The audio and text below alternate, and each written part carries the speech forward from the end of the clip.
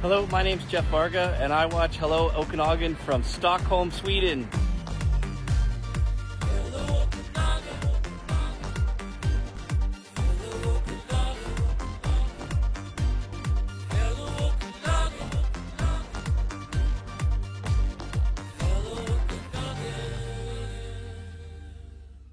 Hey guys, welcome to our next episode of Hello Okanagan. Really excited to have a business forum. We're going to chat with some local businesses about how they basically pivoted through this pandemic. We have Lisa G from Big Sun. We have Missy from Be Express. We have Serena from Soul Studio. And our host here at the Med is James. And then you obviously know my buddy here, David. Is that my name right? Yeah. Yeah, I got your name right. And this is Peter, of course. Yeah, don't say my last name. We don't want that. Well, thank you guys. Thank you guys for coming down here. We're trying to stay socially distanced from each other here as best as we can. The camera's got a wide angle, so it might look like we're pretty tight, but we're not. So don't write us. Peter, you're already in my inner circle, so we're okay. Yeah, we're in the inner circle already, the Hello Okanagan inner circle. And I have about 6 foot arms, so as you can see, we're pretty much okay over here. So what I like to do is actually go from the beginning before we get into the juicy questions. Is let's go around the table and find out how you guys came to the Okanagan, if you're not from the Okanagan, and the business that you started. How did you start it? Why did you start it? Let's start with you, Serena. All right. I've been in the Okanagan since the early 80s, and I originally was doing a business at our family business, City Furniture. And I was a fitness instructor since 1999, and I followed my passion and opened Soul Studio in December of 2014. Love it. Yeah. It's fun. It's all group fitness based. Let's get And you, physical. For me, I moved here in 1996. Actually immigrated here from the UK with my family. So that's why you sound like So you have an accent? That's right. Well, what accent are you talking about? I can't quite shake it. But we moved here towards the end of the 90s. First time moving into the restaurant business. It was predominantly something that my dad wanted to get involved in. And I was here. I built this table with my bare hands. It's a bit wobbly, but still standing. I moved on for a few years and got into HR and IT and did other things. But about a year and a half ago, moved back into the family business. Something I'm very passionate about. Love the Okanagan, love the restaurant business, and it's been a great year since we've been back, and an exciting period of time since the last 3 months. That's No doubt. No doubt. Crazy time to come back, eh? Once in a lifetime. I married an orchardist here in Vernon who'd been growing apples on his farm since his family since 1946. And in 2013, we started our cidery using our own apples to just add some value to the crop. I had come here from Saskatchewan before that, so I just always had a heart for agriculture And warmth. Yes, we do like the Okanagan for that. So now we grow apples and we make cider, and the cidery this year also we run a wood-fired food program and do flights and tastings, and it's a pretty cool way. We like to create connection between people with the space that we have, and thankfully it's an all outdoor space. No, and it's unreal. I definitely had the pizza and I vouch for it, so it's good. Thank you. And you, Lisa. I'm Lisa G from Big Sun. We moved up from the coast in 1994. We opened as Sunshine Tanning. 2010, we rebranded as Big Sun.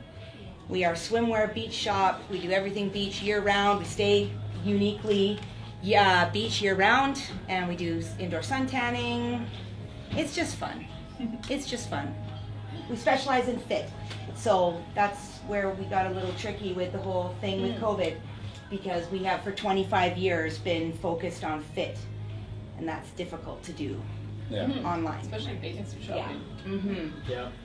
No, I still have my bathing suit that I bought a couple years ago there. It's still going strong. It's the only bathing suit I own. The Princess Leia one?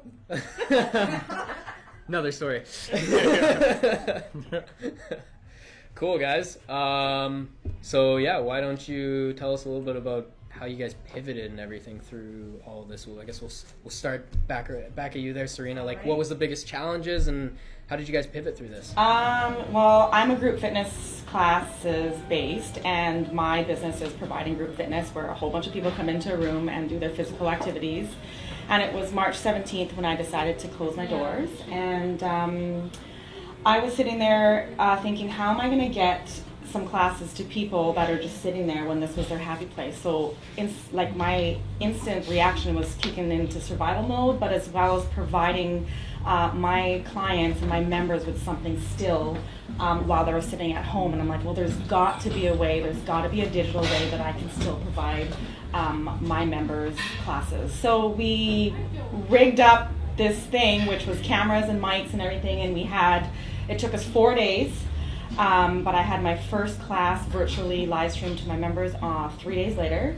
And then on my Sunday morning Zumba class, which I've been teaching for 11 years, we had my first Sunday morning Zumba class virtually, and I had over 70 people in attendance from people all over Canada, and it was absolutely amazing. And since then, we've had 100 classes per month, all live streamed virtual. Nice. No, that's amazing to see. And like I've seen obviously stuff, the parking lot session you guys did too. Like that was pretty cool also. And posted on TikTok, another new thing also. Very cool. Exploring all these new things while I was, You've done a great job keeping that Phenomenal enthusiasm and just the hype that people have with your studio even vibrant on your social media. Oh yeah, you got to get fired up if you want to work with Serena. Well, working out has meant so much to people now. Like, it's a part of their lifestyle. It's for their mental and physical health. And I've really had members tell me who are older, who were living by themselves. Like, one lady looked at me and said, "You've saved my life through this whole thing." Like, mentally, you don't know what people are going through. So, like, my initial goal was survival, but my second goal was, how am I going to get these people still active during a time like this? And it was all the depression that kicked in, and it was all the, I can't go anywhere, I'm going to sit at home and watch Netflix for the next year or whatever it was. So it was a good way for them to get out of their, off their chair and do something and move. And the connection was still there with Zoom. Exactly. Yeah. So we were able to log on, and they're like, "Hey, so-and-so, how's it going? How are you? So we all connected right before class. Turned the cameras off, did class, turned the cameras back on, and said, "Hey guys, have a great day. We'll see you tomorrow." Yeah. Yeah. So it was great to be able to connect digitally. Cool. And you, sir? Well, I mean, for us, the day that order came through saying you have to close your doors, it was a stark realization that we are not best situated to deal with pick-up and take-out. Fundamentally, I mean, if you look at a number of niches within the restaurant business and the food industry, there are certain products and services that bode well and that may have even had a boost, during this period. And the stark reality is that we just are not. We're known for the environment that we have and the food that we produce, and people don't always think of the Med as a place for takeout, and certainly not to the numbers that will get anywhere close to the in-house dining that we get on a regular basis. So it was a scramble period. It was what it was an acceleration for us to put together a plan that we had always been thinking about. A while back, we thought, well, what other options are there for showcasing your food? What other options are there for revenue streams? And we settled on this idea of a heat and serve product. Essentially, it's not takeout, it's not dine-in, it's something right in the middle. We do a lot of the food preparation in advance in the kitchen. We basically, within about 2 days, we started running a test kitchen to look at about 25 to 30% of our menu. What could we take that normally would be a fresh item and actually prepare it in advance, allow people to pick it up whenever they want, store it, cook it whenever they want, and then enjoy it without the need to actually rush and get home before it gets cold or before it's beyond its optimum kind of consistency and texture. So from that, the Med Express concept was kind of born, and and it was a learning curve. It was phenomenal. 3 days of test kitchens, just me and my dad, just the two of us. we were in the back there. We put together 10 pastas. We put together a couple of stir fries, a couple of signature dishes, 3 or 4 appetizers. How many bottles of scotch did you guys go through while you were trying to figure that out? I tell you, it was full on. But we learned a lot. We taught ourselves a lot. We learned about the sous vide system in great detail. We learned about pasteurization. We learned about what it takes to preserve texture and flavor. And how do we market it? I think that was the other thing. So my dad was very very much the focus on the kitchen side. And then what I was able to do was to dig into my small toolbox of my past career, which is a bit more online and software development focused. And I brought all of our menu online. I used Squarespace and a number of other tools that allow us to basically build an e-commerce site.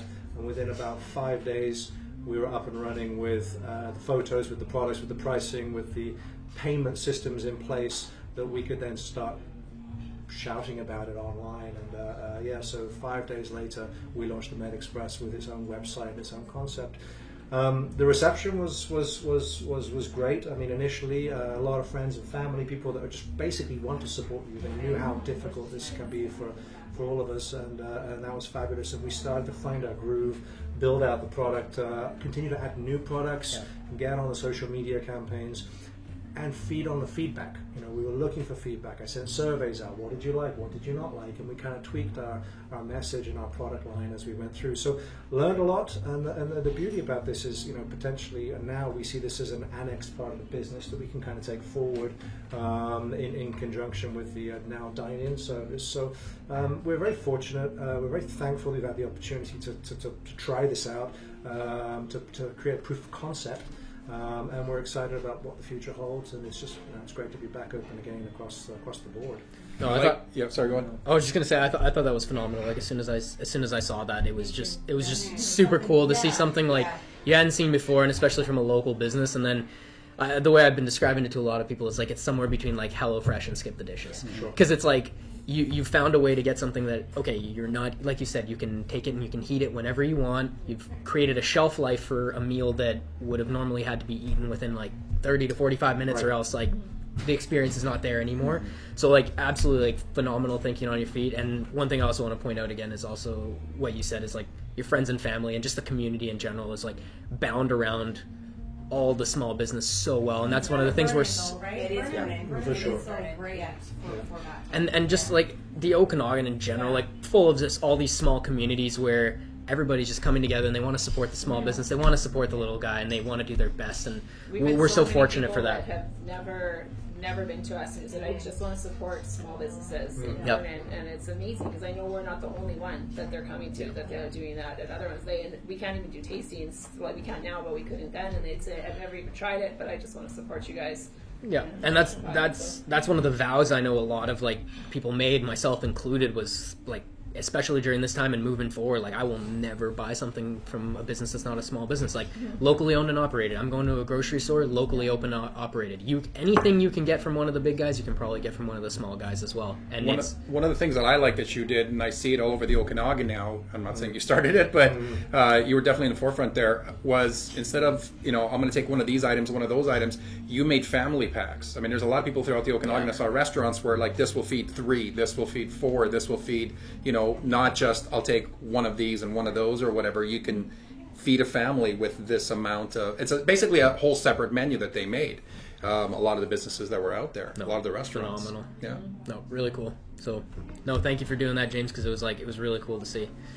Missy, BX Express. Yeah, it's been, well, we were an essential service as an alcohol producer, so we never were mandated to close, but we did close for 2 weeks at the end of March just to like feel things out and see where things are going. And winter and spring is our main bottling season, so everything we plan a year in advance. It's actually last year's apples that like are growing that we use for next year's cider, so it makes it really hard for us right now even to figure out how many apples do we need for next year, because we're not going to have tourists carrying cases out.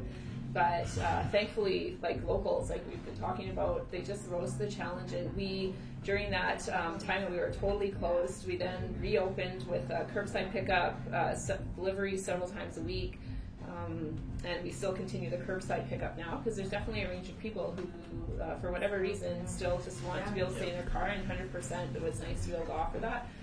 Technology, pivoting to use technology, like use Square more fully, or we've just signed up for a whole reservation system, which has, we're using for tickets. We do private tours now. We used to always group everybody together, but you can book and come with up to 6 people in your own bubble, and you get a private tour in the orchard. So we are offering those free for June as a way to thank the community for for supporting us. Yeah, and now you can do a tasting in that as well, and we have lots of measures in place to make sure our staff aren't pouring back into glasses that have already been tasted in. But they're all really doable if you're not acting like a victim, I guess, and just like all of you guys have risen to the challenge and looked at this, what do I have that I can use and maybe even be better. So an example for that with us too is we've always done a bit of live music the last few years, but always just on key summer weekends. This year it's 3 nights a week. We started 2 weekends ago, and we're going to Labor Day with it. And they're small 50-person concerts. You have to stay at your table whenever the performer's like, get up and dance. I always have to yell out, at your own table. But it's okay. Like people, even that rain we had last weekend, everybody stayed. Not a single person left, and it rained. It rained hard the one night, and people are just really grateful. That's awesome. And I'm really grateful that they're coming to our space to support us. So that's been a good thing out of this, is that there's no way I would have added concerts 3 nights a week in June when I know it's going to be rainy, or I don't know if people are going to come out, and it really pushed us to do that. And people will come out because they're itching to do so, right? Which is awesome. And now I'm like, oh my gosh, now we have to bottle because we didn't bottle when we should have been bottling because we didn't know if we were going to need the cider, and it's a great problem. So. That's awesome. No, and one of the things I love that you said also is like just the not falling into the victim mentality. I think that's the most common question I'm sure all of you guys get to is like, oh, like you pivoted so well, you did such a good job, and they're like, well, like how did you do it? How did it come to you? And you're like, well, because the first week is tough. The first week was extremely tough. You're hearing all this news, you're hearing you got to shut down and everything, but then you have a decision to make. You're like, am I going to sit here for 2 months and feel sorry for myself and say, oh, poor me, why did this happen to me? Or am I going to say, it didn't just happen to me, it happened to everybody, and what am I going to do about it, kind of thing, right? There's always a way. Always. There's always a way. There's got to be something. We're gonna figure it out. You know? There's got to be something. We just haven't thought about it yet, right? And I've always said too is like, it's much easier for me to go to bed at night and know that I'm optimistic and positive. I feel much better. I sleep a lot easier knowing that we're going to figure out a way one way or another, and one way or another this is going to turn out better than it could have been, rather than going to sleep, oh, this is all terrible, it's so bad, and I don't know how we're going to come out of this. Like Lisa said right before we started recording, you were saying that this actually gave everybody time to create something new and create something different that they weren't doing before. Silver lining was the forced closure. Everybody was on the same page. Especially in your case, right? Why don't you tell us a little bit about that? Oh, well, 25 years we've been doing things the same way. You know, morphing and changing as the things change and all of the things change. But fit has always been our thing. So we specialize in fitting women, mostly. And we do indoor tanning. So you can't do indoor tanning online. You can't. So the reality is we're all entrepreneurs. So when this was all going down, we are all sitting there collectively thinking, how do we keep swimming? We have to keep moving forward. So it became pretty clear very, very quickly we're going to have to finally be forced to go online, which I have resisted for at least 10 years because that's not our service model. That is not what we do. I don't specialize in that. But what we've, realized through this whole thing is we have had huge community support, like massive, beyond our wildest dreams, which we're so grateful for. But I was so grateful for having a store full of goods to sell because not everybody has that. So I just had to figure out how to market it. And now what we've implemented is we're doing twice a week fashion shows where the staff tries on the clothes, we try them, we talk about them, we price them. People can go directly online right during the fashion show and buy them, or later, it doesn't matter. That's pretty cool. It's actually been amazing. And you do it on social media as well. Yes, mostly Instagram stories. We do our fashion shows and then we link back to our profile. They're also on Facebook stories as well. But it's just kind of interesting after 25 years of resist, and then COVID comes along and says, here's your silver lining. Yeah. This is your chance. Go for it. And it was like, oh, how do you do that? I'm too old to be rethinking a business at this point. I just really, that was the scariest thing for us, was doing something completely new. And And that's a lot of product you had to put online. Yeah, how much- We're not talking 5 or 6 items here. we have right now in the store close to 2,500 items that all have to be individually photographed and put on the website. I know the workload. Yeah, Oh my yeah. gosh. But we're so grateful, and if you take a minute to just step back and go, wow, are we ever lucky to be entrepreneurs and serial entrepreneurs to boot? Like, we get how to do that. Yeah. But I never thought in my lifetime I'd be doing it with that store. Nobody was prepared. Nobody was prepared. Nobody had a heads up. Hey, this could be coming. It was, okay. Yeah, do it. Okay, this is actually happening now. Yeah. No, it was do it Yeah. now. It was do it now. It was crazy to see. And I think that's what's so cool is what we were talking about earlier too, is that like in a way this almost saved a lot of places because the big guys were coming. The Amazons, the big guys were threatening every industry for small business, especially with like going online and owning the marketplace in that perspective. So to push all these businesses that may have been priced out of the market or pushed out of the market to go online now and keep that customer base and really go full on with their branded items and really go all in on brand as opposed to just, why would you come to us and really sharing that story. And I think that's been a huge game changer for a lot of businesses through this. If I can ask all of you now is, from what you've learned in the last, 3 months now I think we've been in this, what are you going to take away and continue doing when things go back to normal? My new normal is digital, right? So it's all live stream, and I never once imagined you would be able to exchange energy through a computer screen, and it's very possible. So my makeshift operation that held me for 2 months while I was closed, I have now hired a company from Vancouver that did all commercial upgrades to my audio and my video live streaming. I've had people attend from Australia, Brazil, and the quality of my product that I put out digitally is like the sound is amazing, the image is crisp. So this is my new model, and we've noticed since we've been open is that a lot of people really aren't coming back to the studio, and we've got more on virtual and less in studio. It's the convenience. We talked about time, right? You can roll out of bed and do a bar class. You can do a yin yoga class at 7 p.m. and just go straight to bed, right? Classes like Zumba and things where you want to have the dancing and stuff like that, people want to come for the energy. Come in for that, the energy in the room. I had built clients from kind of all over Canada, so I had to make a decision now, how was I going to keep them coming? And now, they're going to be my digital customers. Yeah, cool. You, James. Yeah, I mean, for us, we're back open. Doors are open. We're doing, redoing the dine-in service, and response has been pretty positive. But there are still times where you can't go out, can't get a babysitter. You for one reason or another, you can't make it out. And so, from that standpoint, the opportunity to have, a dine-in grade dinner, but dining at home, I think is still a good part of the market. I mean, as you said, we don't put too much prep work on the customer. It's pretty straightforward. If you can boil a pot of water, you can get a Med Express meal. It's sorted. Yeah, absolutely. Just don't burn the water, okay? Don't you get inspired when you watch the cooking channels? Now you can actually do it.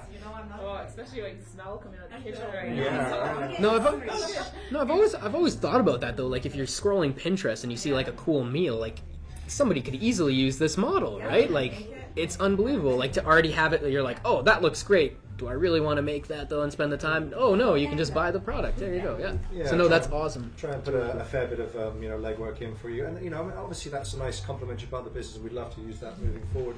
But I think the biggest takeaway for me is really the if you can do something when everything's against you, then it reminds you what you can do when you've got some tailwind behind you. And I think I learned a lot about social media. I learned a lot about web presence. I learned a lot about advertising kind of through the social channels. And it's really given us a lot of confidence, and particularly the opportunity to have that instant feedback and that dialogue with our customers empowers you to continue kind of defining your business. And it also makes you realize if we can get through something like this, you can really kind of shape others. And the other last thing I would say is it's helped us when you see other businesses in similar situation. You can't help but want to reach out and help them as well and share your learnings and your challenges, your mistakes.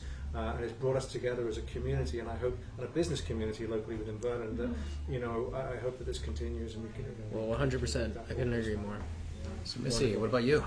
For us, well, we'll definitely continue. We've put in this new reservation system, and I would not have done that if we had not needed to start taking that. But like, it's already saving me so many spreadsheets and hours, and it's providing a higher level of service to our customers. I mean, we're still working out some of the glitches, but because we're out on the farm, it's nice that you can book a table before you come and know that there'll be a table there for you. So that's something that we will continue to grow. But I think more on a philosophical level, I've noticed myself like a little more chill, maybe because we're focused on what matters now, and I just have more gratitude about the fact that we're even able to operate when there's so many places that are closing. And yes, we could easily fit 150 people in at an event and make this many more dollars and whatever, but instead of the entrepreneurial part of me, which like kind of spins my tires on that, I just am finding I'm just more grateful. Like, no, at 50 is enough, and these people, it's an authentic thing that's happening here. Like, I love the joy that I see on people's faces, and the performers, like poor artists this year, they've just, all of them have had their schedule totally cleared, and so it's more that it's like a win-win. Yeah, that gratitude, and to create those opportunities, like you said, to help other businesses, that it's creating opportunities for us to help artists. My team is like phenomenal, as I know you guys got too with your employees coming back, and just that honing in on what we're truly about, because sometimes it's really forcing me to look back at that instead of chasing all these other things that are easy to get distracted by when you don't have that magnifying glass that COVID forced us to look at. So. Cool. Yeah. And what about you, Lisa? I guess online? Yeah. More online? Yeah, more online. My goal moving forward is, I mean, we were just so lucky to have our dream team come back, our core team come back, which is how we grew our business to where it is today. But my biggest goal is the new normal. I'd never want to go back to my old normal, because the hustle was, like, I mean, it's just, it was endless. And then as soon as it's yanked away from you and you go, oh, wait a second, there is life other than, So for us, we're going to figure out how to do that. Being open 24 hours a day online, and being open for those people that still really want to be fit by a professional. Come into the store. We're shorter hours, we're shorter days, and I'm enjoying the not having to apologize for that, because everybody's doing it. Yeah. You drive by and they've got to line up at the gyms, they've got to line up outside every store. So, so for us, I just, slow and steady wins the race. Yeah. So just bear with us. Perfect. The service is the same, it's just shorter hours. We're gonna get there, just not going back to that, what we were before. It's just too much. So, and you know what? Everybody's been great. Not everybody. Most people, 90% of people have been so awesome. There's that, small group of people that want more all the time. And we've given them that for 25 years, which has led to the point where you're like, we can do this a different way, and it'll actually be better in the long run. So it's kind of nice that it happened to everybody. There was not us having to go, we can't do it anymore. It's, let's figure out a new normal that works really well for everybody. So that's where we're at. I mean, we're definitely going to go on, push forward with the fashion shows. That's been really successful for us. And keep bringing in the cool stuff, and bring in things that are easy to fit, and the ones that aren't easy, you can still come into the store. We can model for you too. I just need a big hat to cover this face. I put an emoji. Perfect. Just cover this up, but I'll model the rest. And David, you can get the Speedos. Oh, absolutely. Get me all tanned up first too. Yeah. Well, anyways, I really want to thank you guys for coming down here and offering your insight for individual businesses. I think we're going to open up some minds here. People are going to be watching the show. So thank you guys, and thank you. Hello Okanagan. Thank you. And show some love in the comments, guys. We know you love these guys, as do we. Hey guys, subscribe to our channel and turn on those post notifications to see all of our new episodes.